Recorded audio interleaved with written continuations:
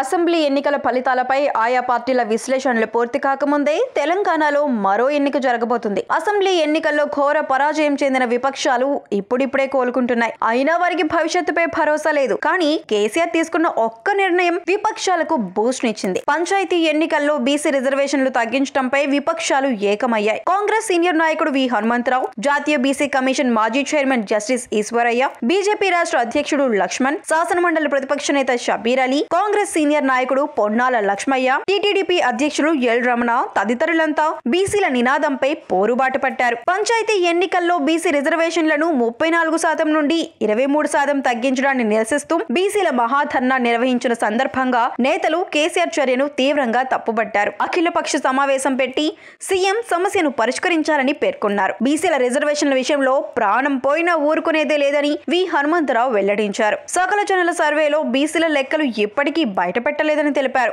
రాజస్థాన్, ఛత్తీస్గఢ్ రాష్ట్రాలలో రాహుల్ గాంధీ ఇద్దరు బీసీలను సీఎంలు చేశారని గుర్తు చేశారు. ఓట్లు వేసి గెలిపించిన బీసీలను కేసీఆర్ వెన్నుపోటు పొడిచారని నేతలు విమర్శించారు. బీసీలకు రిజర్వేషన్లు పెంచేందుకు కాంగ్రెస్ పార్టీ మద్దతుంటుందని షబీర్ అలీ తెలిపారు. సీఎంగా కేసీఆర్ తీసుకున్న నిర్ణయం హాస్యాస్పదంగా ఉందని, బీసీ రిజర్వేషన్లపై ఇచ్చిన ఆర్డినెన్స్ ను వెంటనే రద్దు చేయాలని డిమాండ్ చేశారు. లేదంటే ప్రజల తరపున తాము ఉద్యమిస్తామని రమణ ప్రకటించారు. మొత్తానికి కేసీఆర్ తీసుకున్న నిర్ణయం విపక్షాలకు కొత్త జోష్ ఇచ్చిందని చెప్పొచ్చు.